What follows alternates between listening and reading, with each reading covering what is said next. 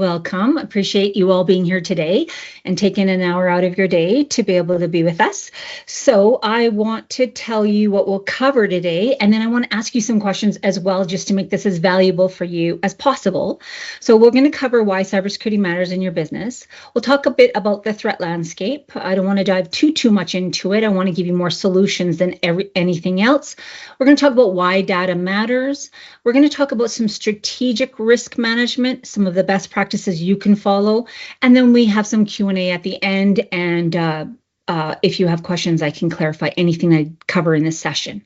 So my first question to you today, so I can know the pulse of where you're at today, there's no wrong answer, but what is your top cybersecurity concern today? What brought you here today? What are you looking at? What's maybe keeping you awake at night? What makes you go, I'm a little bit nervous? So Matt has just put up a poll. Please put your answer there. Really curious. More than likely, we're all in the same boat. So that's why you're here today. So feel free to answer this with openness so we can dive into it and kind of tackle some of those challenges you might be facing. We're going to really dive into some specifics today. That's such a big topic. So while you're putting your answers, I will just say I can't cover them all in an hour. All right. And I'm going to be approaching many different leaders today. Some are management, some are executives, some are owners, but all of you are coming from small businesses. So I'm going to be able to touch on the fact that the impact you're going to face as a small business. But we want to be able to understand that I can't cover everything in an hour. We do have our beginner session, like our fundamental session that we cover every month, where I dive a little bit more into some of the challenges every organization faces, especially small organizations, like, how do you recognize phishing? What's the AI frontier? What does that arms race look like for you as an individual in an organization? What are you being bombarded with when it comes to AI cyber attacks and cyber criminals that way? So if you have teams that need that knowledge, please send them to that session, because in this session, I'm not going to dive into what is phishing, why is phishing critical for you to be aware of and tackle it and combat it. We're going to go a little bit higher up, okay? So Matt, if you want to give me the answers, if everyone has given their input, love to know where you're at. Yeah, I got 7 responses so far. Okay. Personal information is the first one, and then I got AI risks and threats, information being shared without consent, how well protected we really are in the current environment, how to help employees recognize suspect emails and not click on risky links, don't know what I don't know. Great one. Using AI with companies' infos/data. So yeah, a couple AI ones in there for sure. Okay, good, awesome. Well, let's start with why cybersecurity matters to your business, okay? I'm going to talk to you because you have a responsibility to run your organization in a way that keeps your clients happy, your staff happy, and everything in your systems and your services running seamless.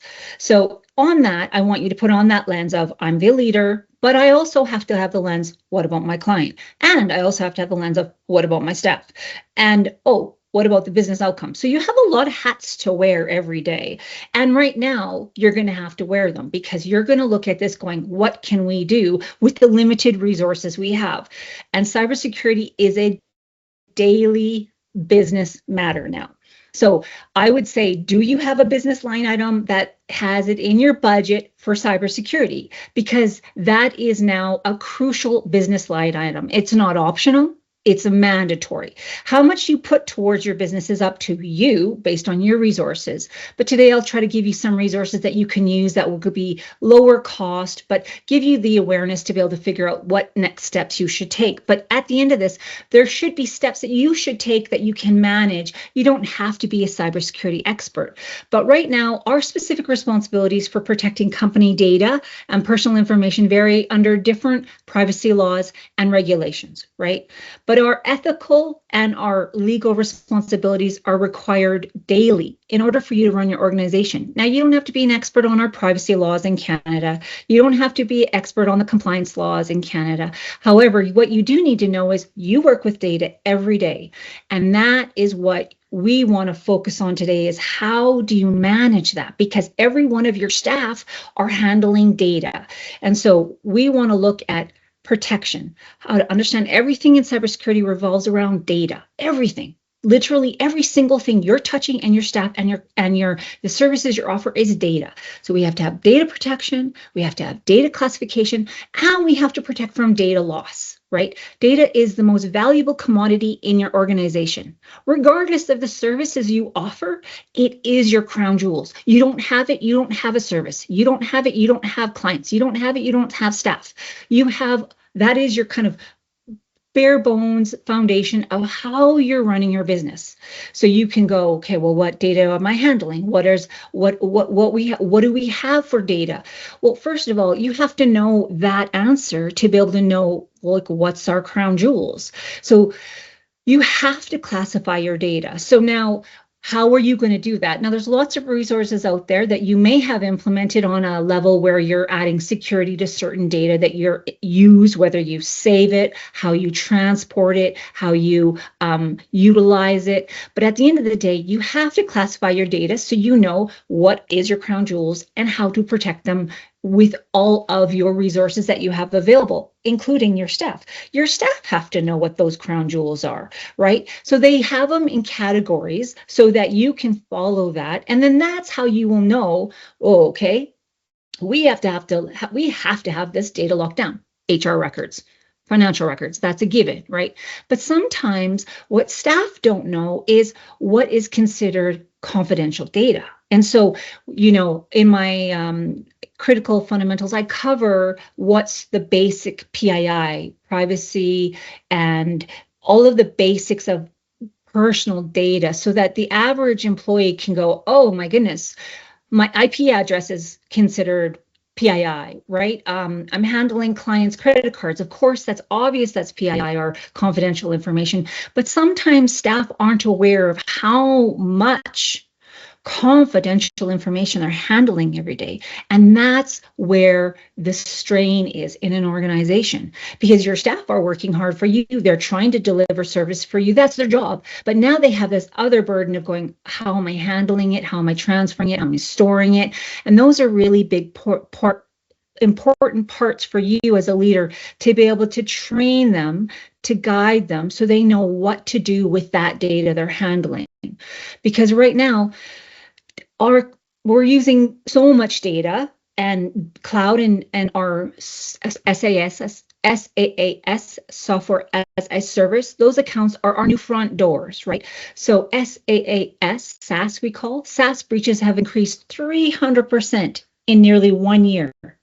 And nearly all of them began with compromised cloud accounts rather than system vulnerabilities.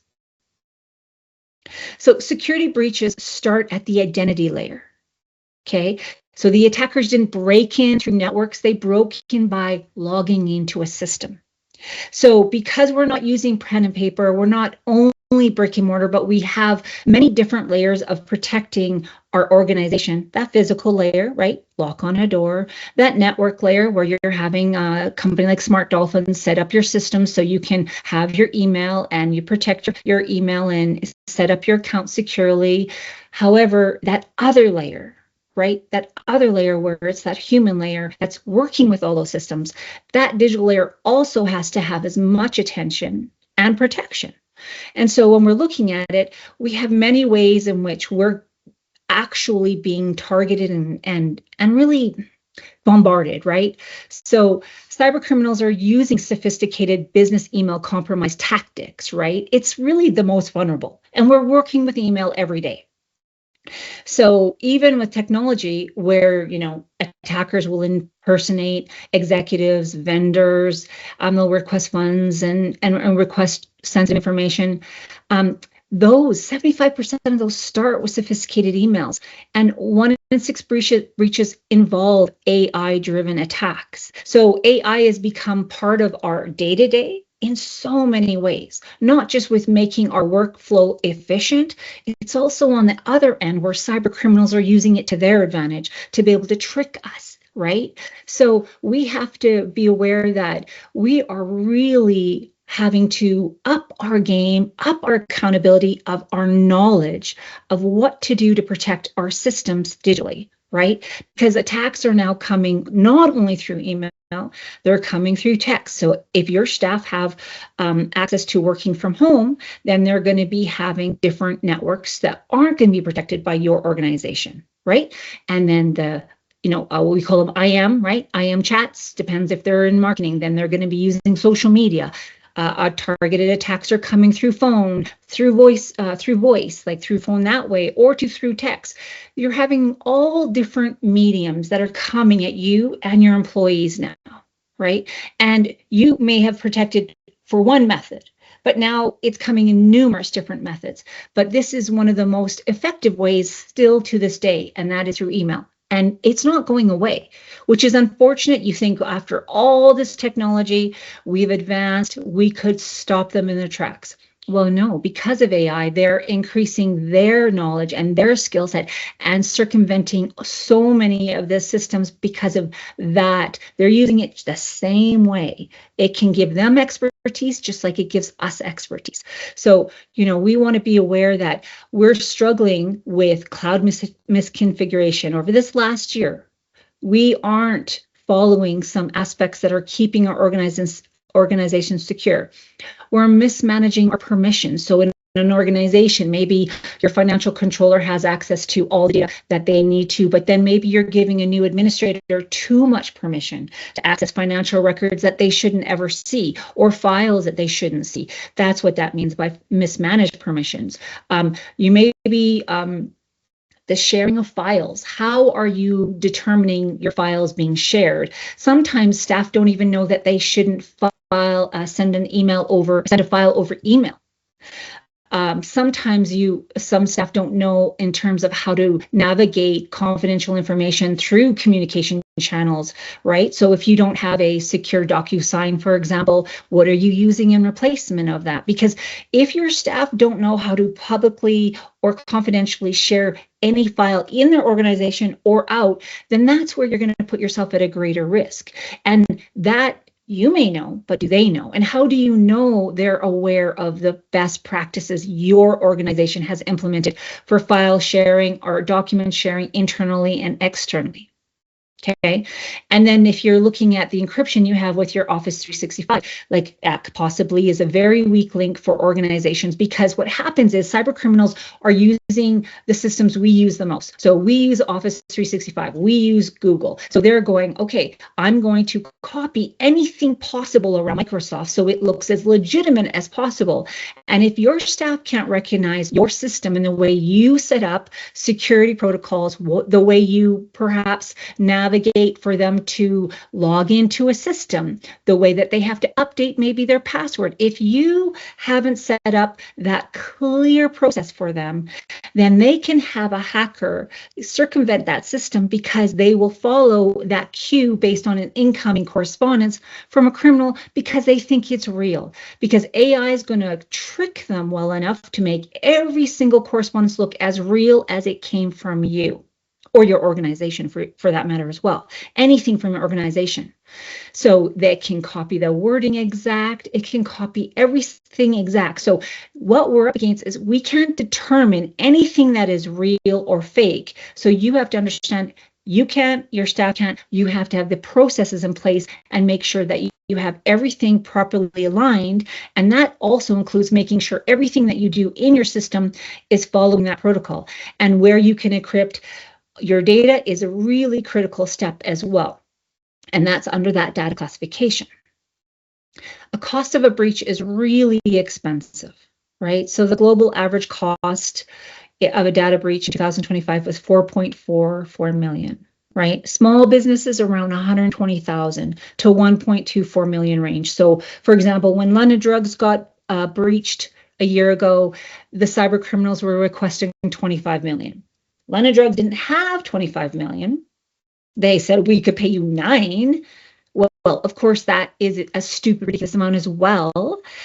Can your organization pay any cyber criminal ransom payment to get your data back? Because that is what is happening, is organizations are going to be experiencing the same type of criminal activity that happens to a Cisco or a Netflix as any other organization, because there's no difference to these criminals.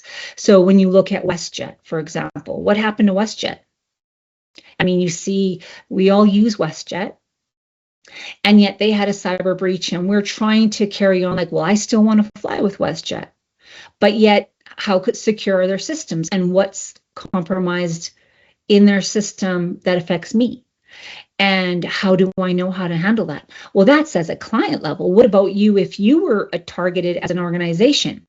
You have to think, okay, how do we prevent that from happening? Because all of these organizations, small, medium, or large, they're targets. So you see Canadian Tire, Toronto Public Library, Trans-Northern. So it's really incredibly common now to see all different types of organizations being the attack of a target attack.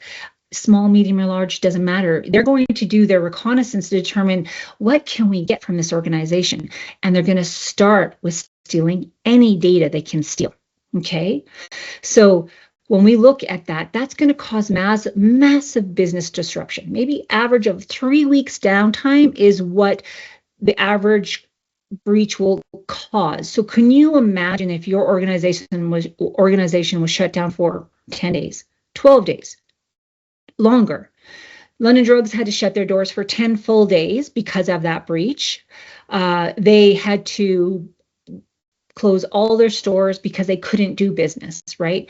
WestJet, they're dealing with massive data exposure, and they have 1.2 million passenger data records from their passenger records, like names, dates, government ID, travel documentation, that they have to contend with, that they have possibly lost because of this compromise. So they can't afford that. We can't afford that. No organization can afford that. But what we're looking at is that isn't going away either. So there's different types of attacks out there, and you're going to look at how can you prevent any of them. You might as well go big and say, what can we do to prevent any kind of attack, cyber incident of any sort? So we have to look at the data. That's where we start. We have to protect the data. And data is coming in every different way, right?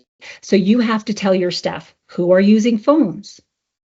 So if they're not only using a device, they're probably using a phone, whether it's a bring their own device or a company issued device. So they're targeted through phones. So are we setting up a system for them so that they know, okay, you can't download certain apps. You have to have certain permissions because not all apps are secure, right? Are you following the company's policies around all of those, updating your device and all the software that you're using on your phone? It's really important. And then out of country, sometimes you have to notify your credit card company when you leave a country, but really for you as a company, if your staff are leaving the country to go on holidays, can they use their phone?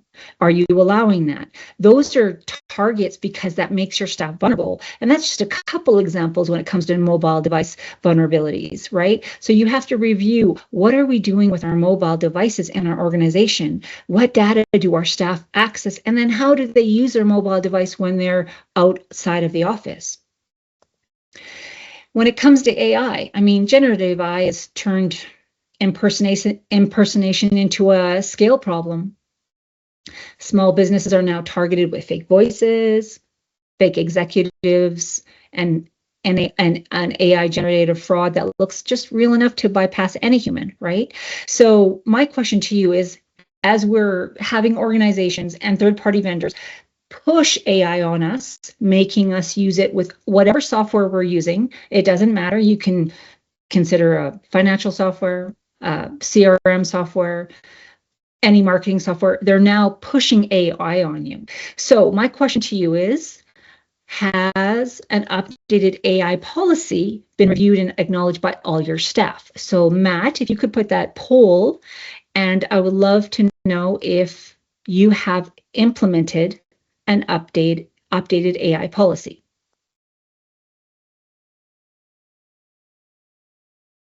And while you're answering that, the risks around AI are real, okay? Because we as individuals now can't determine a fake video.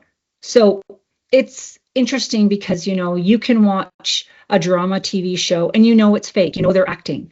But now we have people that are on social media who are watching news, who are watching images or getting images from from any online search, and they are not going to be able to decipher what's real. We're in a real different time where we don't have software that can tell us when it's not real, and our eyes can't determine that it's not real. So that means we have to protect ourselves by determining how are we going to work with this, knowing our staff are going to be bombarded with fake information and they may not determine if it's real. So that's why when you look at setting up AI policies, you're going to obviously have to change them. I say updated AI policy for a very specific reason.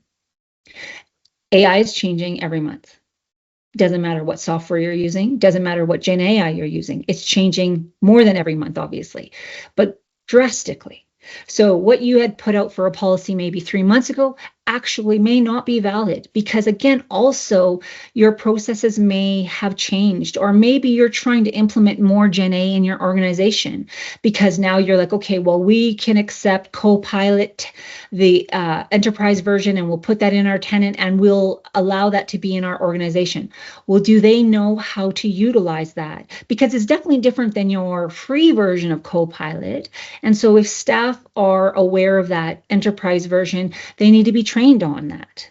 I mean, this is such a big change on a regular basis. We have to, as an organization, train them. And it can't be necessarily an external training vendor, because what you're implementing may be very custom. So for example, you may be implementing Copilot Enterprise. Maybe another company's implementing Gemini. So it doesn't matter which one, but at the end of the day, do they know what data can they input, how much to use it, what part of it is in their workflow, and what can't they use it for, and what should they be on guard for? You have to basically assume they don't know. At this juncture, it's really alarming to assume they do know. Because it came out with the free version first with ChatGPT, everyone had utilized it like it was a little toy. But it still is this kind of big, hungry bear where it's going to take any data we feed it. We know this, but do all your staff know that? So if they're inputting a client contract in there to help rewrite this client contract, is that including personal information? Is that including proprietary information? Is that allowed? Because again, if it's a free version, it's not allowed. That's absolutely dangerous. You just fed this big bear a bunch of data that it will never give you back and is now gone. It is now given to this Gen AI for the use of public that is now that was supposed to be private. So protecting your organization with simple implementation of the policy and what is allowed and not allowed. And there's lots of free policies out there that you can take as a template and then just add to it what is applicable to your organization. Maybe you're going to say, no data, we can't afford it. It's too private because we have healthcare information. It's just too risky. You want to follow your healthcare regulations and your privacy laws, and it's just too risky. And because you may not know how you're going to have all the teams manage it, that's where you go, we have to just do it, implement it this way. And again, it's going to change, right? That's okay. Don't be overwhelmed by the fact that it is changing. Just adapt with it as it's changing. So if you see that you go, oh, we can now implement this with AI because it's going to benefit us and it's going to be a good business case, you simply update your policy accordingly, release that to your staff, update them. Maybe they sign, maybe they give you an acknowledgement so that you can ensure that everybody is aware that this is now the updated policy for everybody to follow. And it doesn't take in a lot of training to be able to implement that for them to understand what's required of them. I mean, we're ingesting a lot of information every day. by choice, this would just be part of that. So don't ever think it's too overwhelming to them, because we're now in a digital age where we're ingesting too much information, and that's fatiguing, but this is relevant and critical for your business operations. So anyway, I see that there's good amount of responses. Matt, will you share them? Yes. Yeah. Grab the details here. So it looks like 15 people have responded, and 33% are saying yes, they have updated their AI policy recently, and 33% have said no, so they have an AI policy, they haven't updated it, and 13% are saying they don't know, and 20% saying currently we don't have an AI policy. I would say that's a big change from the last time I remember doing a poll like this, Sonia. Good, good.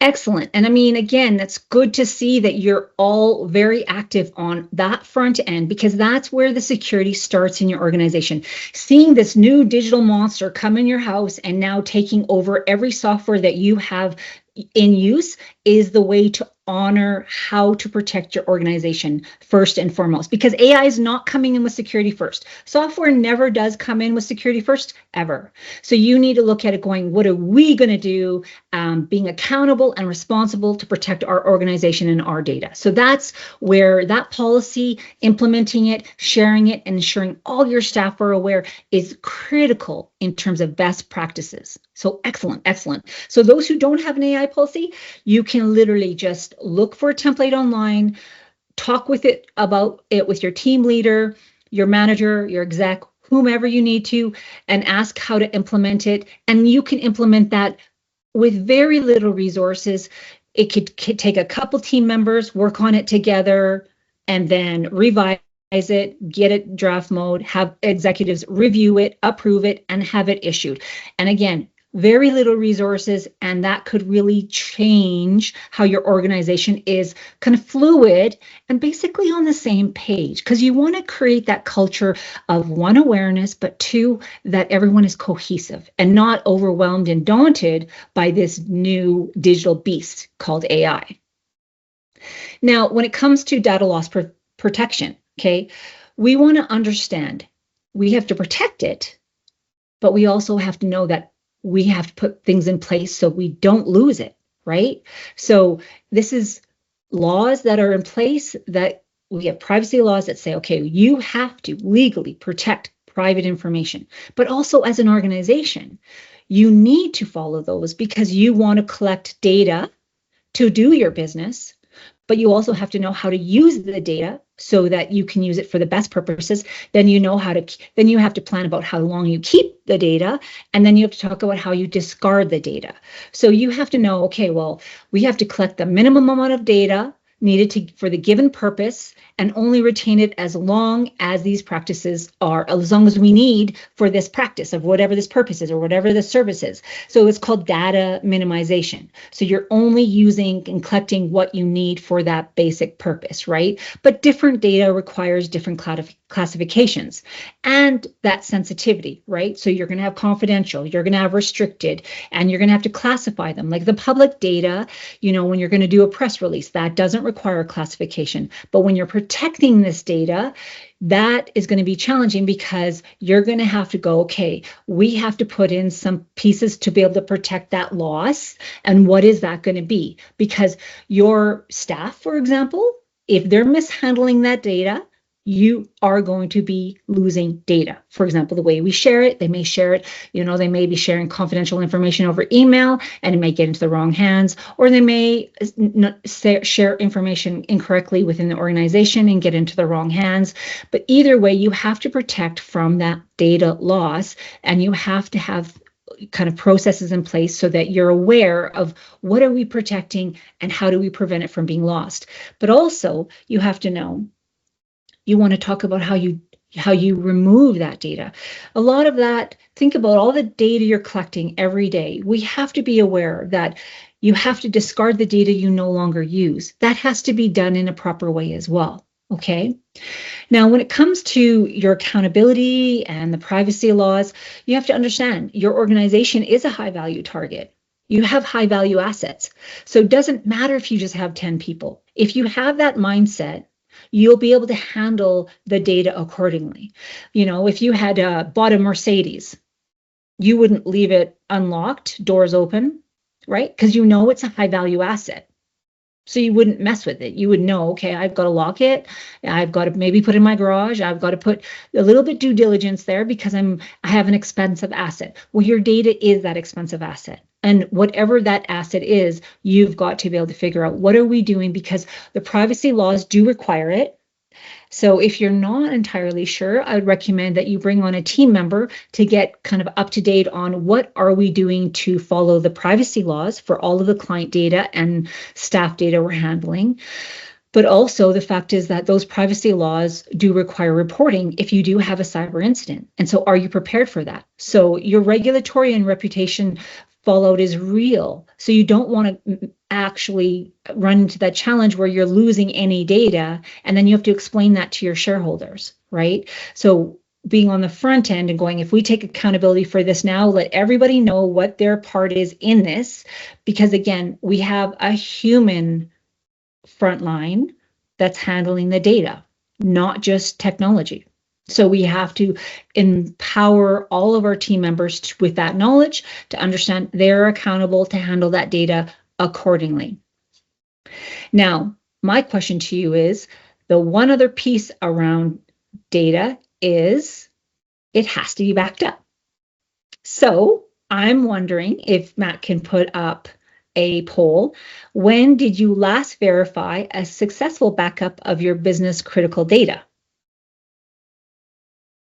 So he'll put out that, and it's fine if you don't know, but it's a very critical piece around your data. Now, I don't want to dismiss the cost of this, okay? So I know that all of this is somewhat costly, right? But we want to put money where it matters so that you can run your business accordingly, okay? And this is a critical piece. The way you protect your data every day, handling your data, but also the way you back up your data. Because if you ever had your data lost, we've used to talk about IT outages. Well, it's not just IT outages now. It's literally a cyber attack. So if you have a cyber incident, you can retrieve your data and not have any business downtime. And that's what we want to avoid, is any business downtime. Because again, that is kind of being preemptive about what could be the possibilities here. What do we do to prepare? And again, some of that costs money, but that is where you're going to save more money by protecting this on the front end. And again, being proactive. Okay, Matt, are the questions? Yeah. It looks like we have 12 responses so far. 42%, okay, 42% are saying they checked last week. 25% are saying that, so quite high. 25% are saying last month. 0% don't back up any data, and then 33% do not know. So. Okay, all right. So 33% said I don't know. Yes, correct. So those who are not sure, this is my takeaway for you. Go ask the next best person that you think would know. And if they don't know, ask the other next best person that you think you would know. There's a handful of people, less than a handful of people that will know. But at the end of the day, somebody in executive leadership has to know that answer, because that is where you're going to run into a London Drugs problem and shut your store down for 10 days because you have no backup. And you have no means to run your business because you have no backup. So when we look at preventing cyber incidences and all of the issues that we have with cyber attacks, this is your one area that could keep you in control. Because when you have a cyber incident, no matter how it happens and no matter what the magnitude of it is, all of that aside, if you can go retrieve data that you have backed up last week or last month, you can then get up and run your business and handle the cyber attack or cyber incident with forensic investigators and authorities accordingly, and do it in sync instead of, like London Drugs, shut down your whole business for 10 days because you can't operate any store. So I would recommend one big takeaway, and that would be it. So a couple top organization recommendations for you that you can possibly take today. Okay. I don't know what your kind of business process is, but I would recommend that you would review those and add those. So what I mean by that is, for example, document sharing. Do your team follow? Does any one of you, all of your teams practice document sharing kind of best practices in your organization? Do you know what those are? Okay. What I mean by that is, like, if you're sharing a financial spreadsheet of last month's report, are you sharing all of the data? Maybe you're sharing health records of all the clients you served and they're with your other team, and are you sharing everything? So, like, is it in a view? Is it edit only? Is it share only as needed? Or is it sharing everything to everybody because you're in the organization? So it's okay, right? So we need to understand that how you share documents in your organization and what permissions you give them are also critical. Doesn't matter who you're sharing that document with. Just because they're in the organization doesn't mean they have full access. It isn't about not trusting your staff. It's truly about, we'll call it privileged access management, okay? Where you're like, least amount of privilege to those who don't need to see that data. Okay. So administrator who's just handling client records, filing, does not need to see financial records, for example. Doesn't need to have access to SharePoint, all of the files of all your clients of every department, right? Now, you may have that implemented, but to the granular level, do your staff know how to save, share, and also change permissions to a document? Because it's okay for a Excel spreadsheet to remove those columns of, let's say, reports of certain financial data. You just need to give them the client's name. It's okay to remove that particular part of that spreadsheet so that you're sharing only the relevant parts of that data, not all of the document. So that's what I mean, is you have to talk about how you're giving permission to each kind of file and what categories they're in inside your organization, okay? When we look at your phone, mobile device management, everybody who's using one should be following a policy that you have implemented so that they understand, how am I sharing data on my phone? How am I accessing data? That is critical to your business process, to having it seamless and protecting your data. Your computer, your iPad, your phone, all of it is where you're holding data. It doesn't matter. You don't know what device that staff is using, so you have to make sure you are on the front end of saying, do we give permission to let individuals bring their own device? What are we doing with that? Again, it may seem cumbersome to ensure that you're following best practices, but that's the front end of effort. It doesn't take a lot of money. It may just take a bit of time to make sure you're going, what are we allowing them to do on their phone?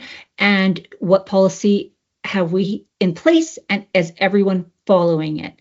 And making sure there's no room for error so that everyone follows it. So they're not making mistakes because they have permissions when they shouldn't. Okay. When we talk about MFA, that is a given. The company, everything that you're using in your software should have MFA added, implemented. It's just a mandatory best practice, not an option. Okay. We want to make sure that if Sarah is logging into SharePoint, it's Sarah logging into SharePoint, not a cyber criminal. That is a simple work process that takes 5 seconds for any staff to use, and it's user-friendly because we all use it outside of our work anyway. We have it implemented in other systems personally. So this isn't a hard ask for anybody, and it isn't a huge training for anybody. Okay, little bit of cost again, but again, cyber budget. What is your cyber budget? Passwords, critical. They matter, not an option, right? We're still struggling with this password reuse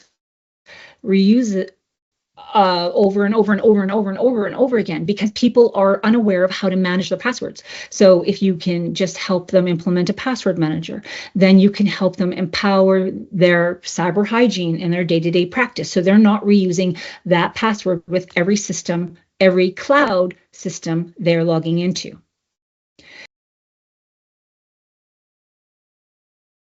We're really trusting our third-party services.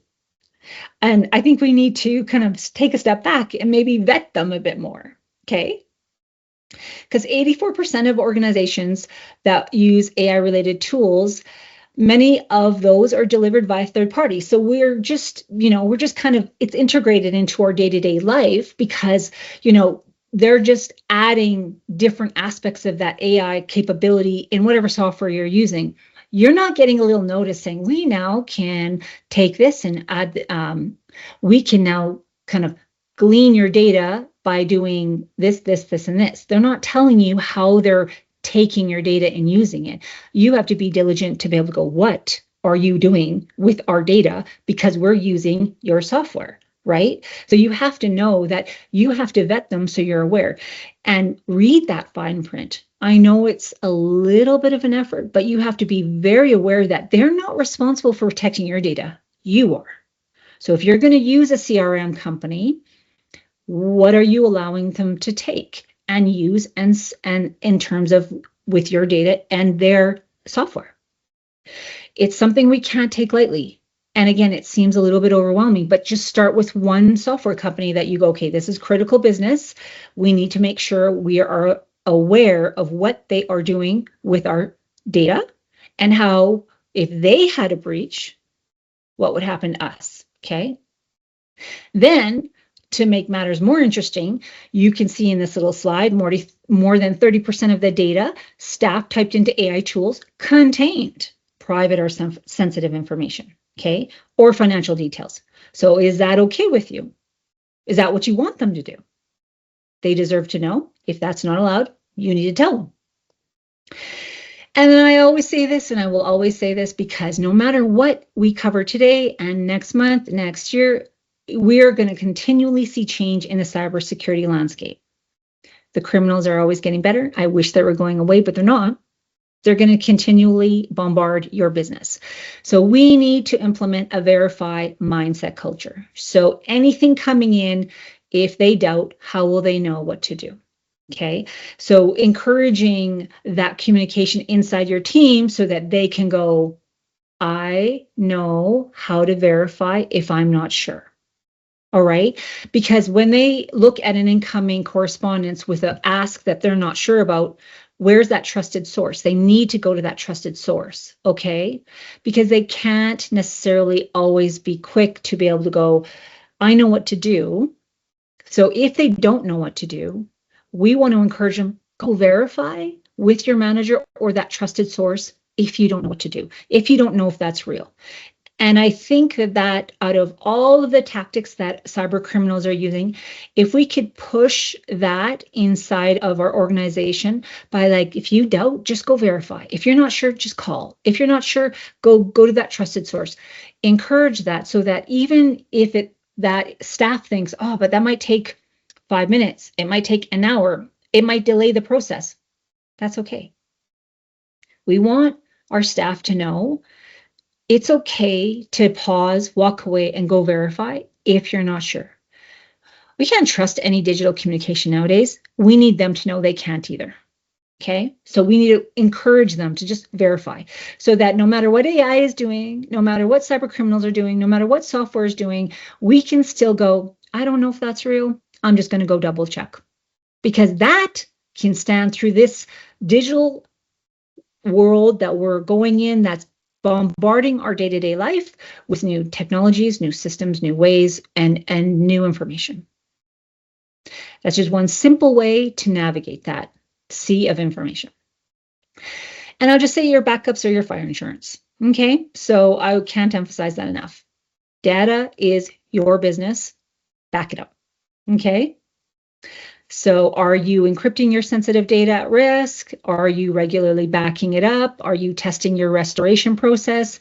Have you implemented endpoint protection on all of your devices? Some of these are really tough questions. Have you done the 3.2.1 backup rule? So I'll share some resources at the end with you so that you can, some links so that you can double check if you're following that backup process. And then, you really need to start within. You need to help your team be aware so that they have the desire and knowledge and ability so you can reinforce this knowledge so they can really change with the times. Some of them are going to be willing and some of them are not, right? So that's where if you reinforce it, giving them, more information, comfortable that they can digest it in little bite-sized pieces, making it common conversation at team meetings.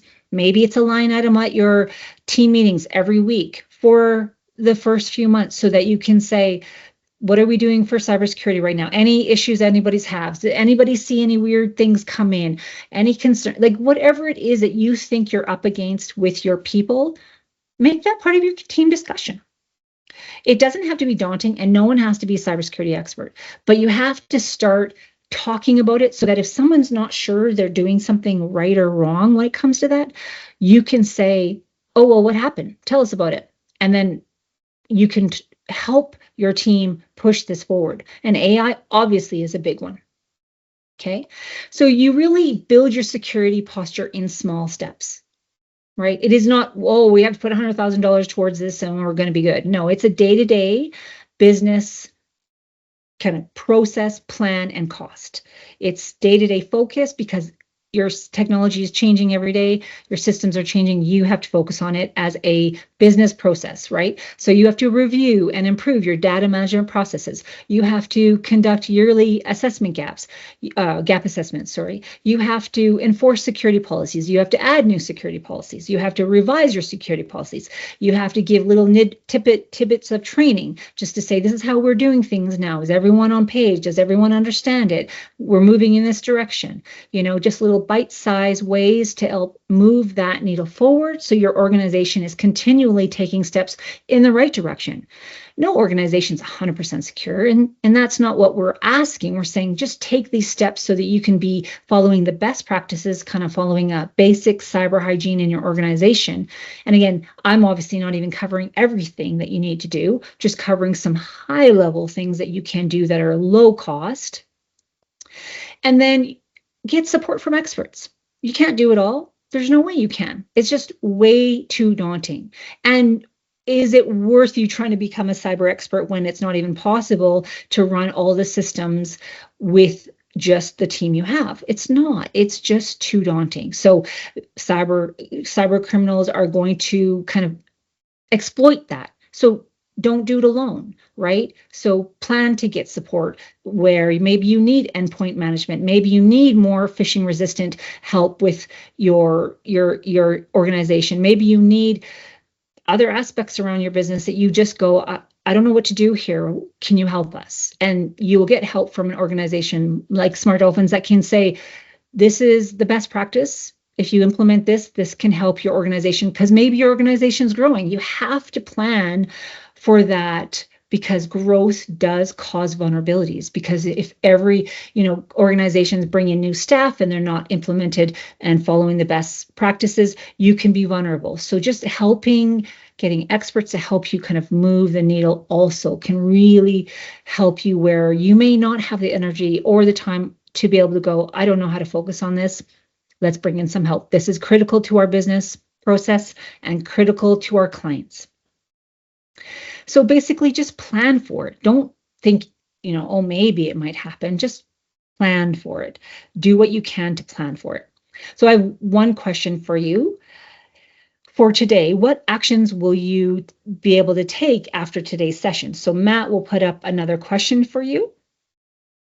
And please answer that. Review your backup plan is one question. Set up a new policy for your team. 3, level set with an updated AI policy so that everyone can understand. 4, set up a plan to secure data sharing with staff and clients.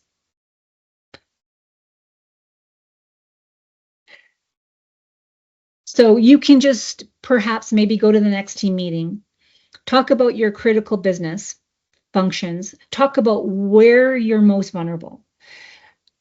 Circle that as like, this is our most concerned area in our business right now. This is maybe where our data is not being managed properly, for example. Let's hone in on that, and maybe you get a little tiger team. So dedicate 2 people to go help us. We got to work on this. What do we need to do? And again, thanks to Gen AI, you can get a team of people that can help you do some research to go, what's needed to be able to target this particular aspect of our business process or the way that we're handling data that we're maybe needing to improve on. And once you can have that plan, you can see, okay, that's feasible. You can take that in bite-sized pieces and move that and focus on, create a deadline, go, let's have that done in 3 months. Let's implement our, maybe we have to have MFA on everything and we don't have it on MFA on everything. Okay, we'll implement that. Or maybe you don't have your backup kind of as sound as you'd like for your backup of all your data. Focus on that. Give yourself the time and the team to be able to focus on that, and allow that to be kind of mission accomplished by 3 months. Check, we met our business objectives, and that could be part of your business monthly planning and your year-end goals. And then that could be reporting to your shareholders as well, because you're going to be showing how you're protecting the organization, protecting your clients. And again, it's really easy to find data of how costly it is when you lose data, when you lose, when it gets perhaps extorted, when it's sold, doesn't matter, personal information when it's compromised, and then the reputational harm and the risk to your business when that does happen. But mostly, we don't want client data or any company data to be exposed with unauthorized users, because that's where your organization will be at their greatest risk, and your stakeholders will be, they'll go elsewhere perhaps, right? So we just want to avoid the cost of the loss of data. So you don't have to look very far to find out the cost of that, but you can look at any one of those breaches that I mentioned, and you can review what it cost them to clean up that mess, and you'll see it was in the millions. Sobeys, Chapters, or Indigo now, you can just look those up and you can see how much did they have to pay to clean up that cyber breach, that cyber incident. And you're like, do we have that much money? Can we afford that? So this is where you go, well, these steps may be a little bit of time and effort, but less costly on the back end of cleaning up a cyber incident.